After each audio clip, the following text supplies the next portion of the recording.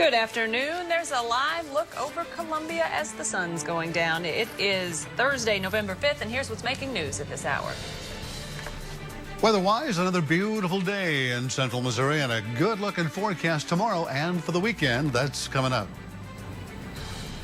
I'm Brooke Hash, live outside the Boone County Courthouse with the Williams murder trial going on. Both sides have rested their case, and now the final decision is finally approaching.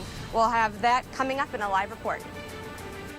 It's cheaper than cheap. Women and children can start lining up for free H1N1 vaccines. And gunmen opened fire at a large U.S. military training base this afternoon, killing 12 people and injuring 31. KOMU 8 News First at 5 starts now. Live from Studio 8A, coverage you can count on in high definition. This is KOMU 8 News First at 5.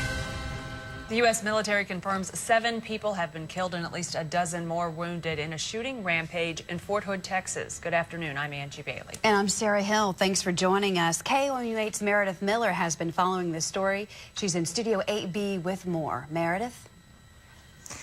Angie and Sarah, the shootings began around 1:30 at a personnel and medical processing center at Fort Hood, and a second incident happened at a theater on the post.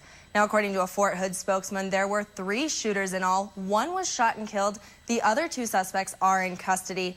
Again, 12 people, including the gunman, are dead, and more than 20 others are wounded. The Army says all the dead are U.S. soldiers who were killed in what's known as the Soldier Readiness Facility. We did get word that one of the U.S. soldiers killed is from Independence, Missouri. Now, the base is on lockdown right now. The challenge that we face right now is the installation is locked down.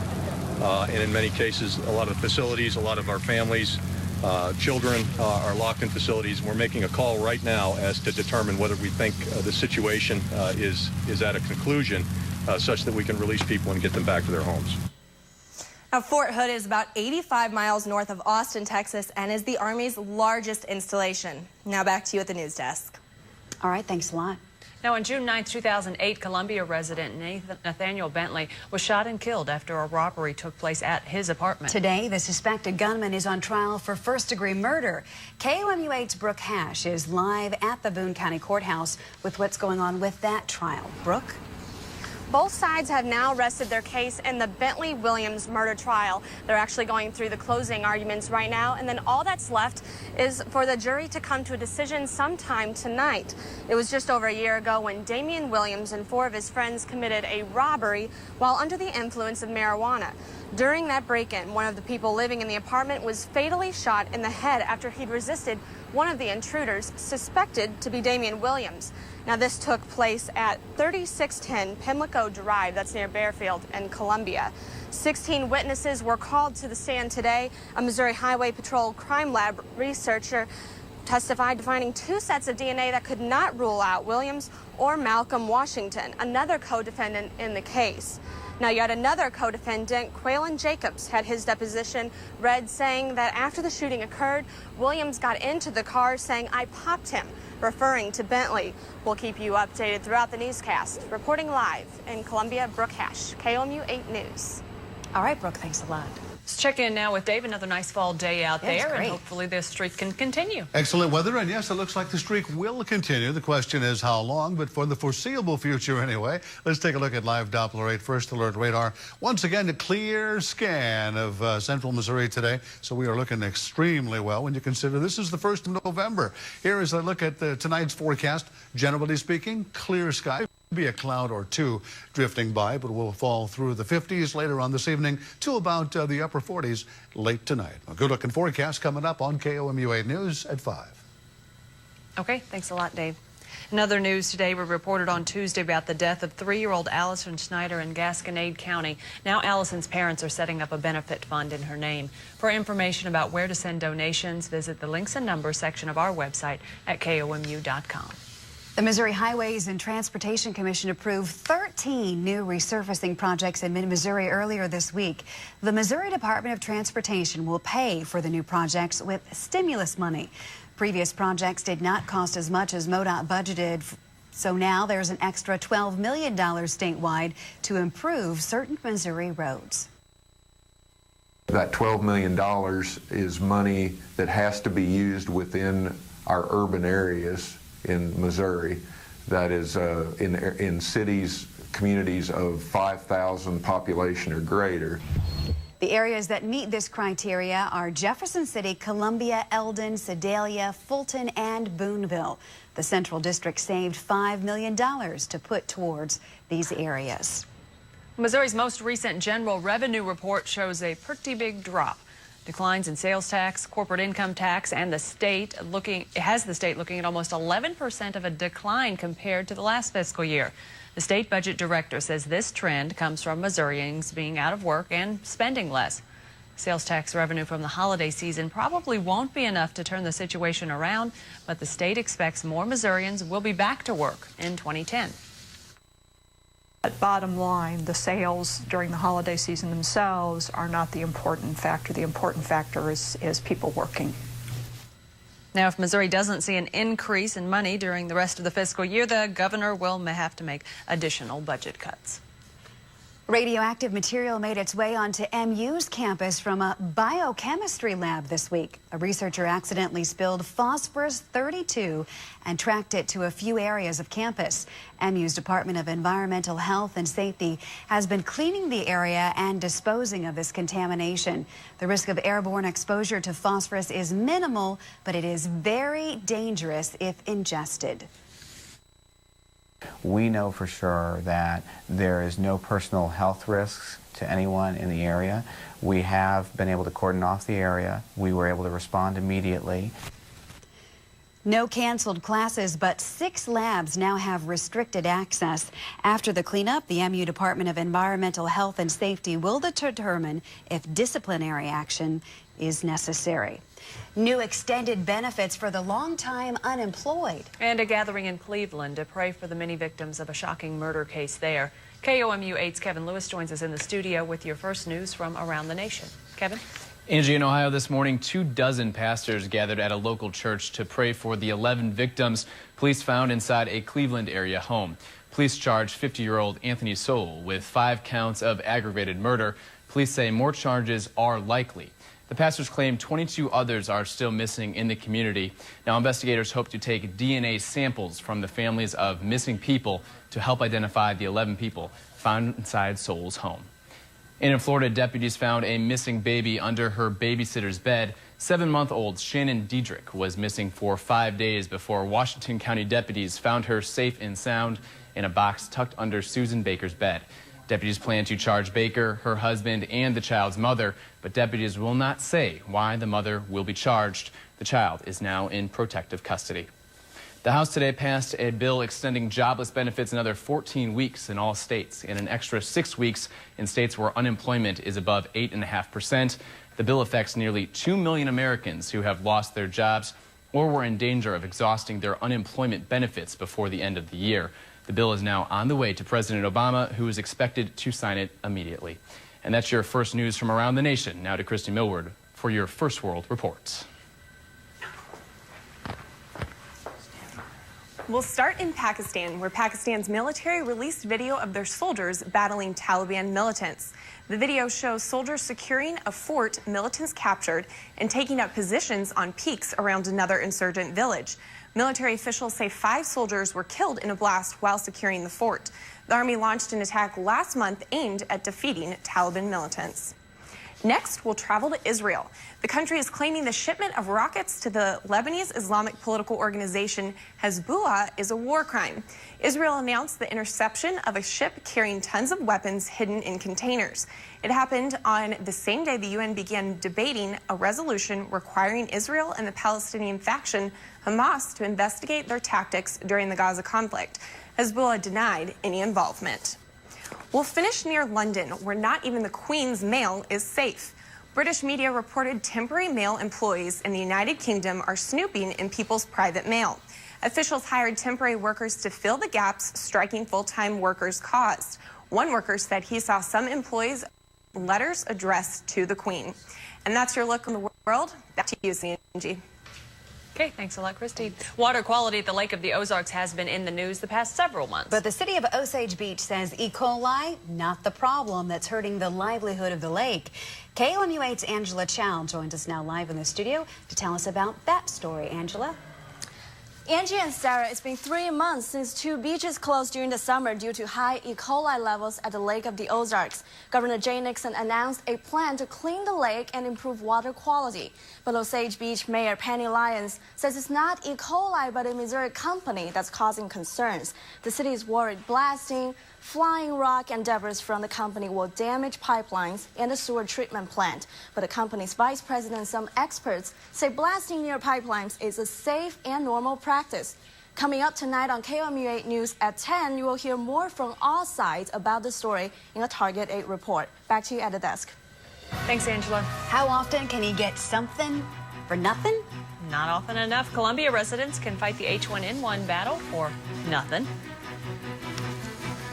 2 wonderful words, free and healthy, combined can be a dream come true. Coming up tonight, our live update on this terrible tragedy at Fort Hood, Texas. A soldier gunman is dead, 12 others dead. We'll have it all on Nightly News.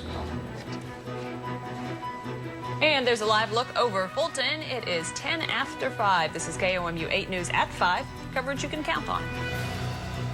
Very good weather in mid-Missouri when you consider this is the 5th of November. I've got a good forecast coming up next on KOMU 8 News at 5. Now, your live Doppler 8 First Alert weather with Chief Weathercaster Dave Schmidt. Good afternoon. Boy, look at that beautiful sky out there on our First Alert weather cam. That's right over, within the short proximity of Columbia with a clear sky at sunset. Here's a look at live Doppler 8 First Alert radar tonight. Scanning the viewing area, we are again clear here, so we won't waste much more time on that. You know it's clear with those clear skies. 56 degrees, our temperature, humidity at 42%. Our winds are out of the south-southeast at 7 miles per hour. Temperatures, we're at 60 in Jefferson City. We're at 63 at Osage Beach, a little warmer down there. Herman is really cool this evening at 50. We're at 55 in Moberly and 60 in Sedalia. Radar and satellite picture, mostly just satellite images, and even those don't show anything, and that's because we don't have any clouds. Although it seems like we did have some clouds in the northern part of our viewing area for at least a brief time this afternoon. They didn't stick around very long at all, giving way to more clear skies, and that's going to be the pattern once again tonight. High pressure is in control. If you figured that out, you're absolutely right. So it's going to be clear. Not quite as cool tonight as it was this morning. By the way, we had a low this morning at 32, right at the freezing mark. I don't think we've been that low this season so far. And tomorrow, a most excellent Friday with lots of sunshine and a high temperature that may not make it, but it will approach 70 degrees. Temperatures tomorrow, we're looking at 71 down in Decaturville, that's in Camden County, up in Indian Grove in Sheraton County, 68 degrees tomorrow afternoon, 68 in Hereford, and over in Malta Bend in Saline County, 70 degrees for your Friday afternoon high temperature. Here's a look at our live Doppler 8 First Alert forecast. Very nice tonight, 45 for the morning time drive to work. Tomorrow is Friday. It looks like it'll be a fabulous Friday, sunny and warm. 68 with a southerly breeze, and tomorrow night clear and mild. We'll have a low temperature that isn't really all that low, 50 degrees. And you can imagine what Saturday's going to be like. Baylor Bears are in town to take on the Mizzou Tigers. Looks like it's going to be 74 for an afternoon high temperature. Marvelous weather for tailgating and watching that Baylor football game at Faroe Field. Look at the rest of the weekend. Sunday looks even better, 72 degrees and just a few clouds in the sky. Here's a look at the rest of our live Doppler 8 First Alert 8-day forecast. No rain, maybe until a week from tomorrow. That's the news. We'll be right back with more KOMU 8 News at 5 right after this. In your health news today, as of right now, pregnant women and young children can get free H1N1 vaccines at the Columbia-Boone County Health Department during walk-in hours. Now, starting next week, the department is expanding its availability. The pregnant women, children 6 months to 4 years old, as well as children 5 through 18 with chronic medical conditions can get the vaccine on a walk-in basis. Now, these narrow priority groups were able to get the vaccine for free during specific clinic hours. Now, Boone County residents in these groups can get the vaccine at the Boone County Health Department Monday through Friday from 8 a.m. until 4:30 p.m. A local vitamin program launched 3 months ago reached new heights this week. D&H Drugstore's free vitamin program has given away more than 1,200 bottles of multivitamins to Mid-Missouri children. The pharmacy visits daycares and schools in Boone County to help inform more people about the program. Families can get 1 bottle of vitamins free of charge every month for each child in the home.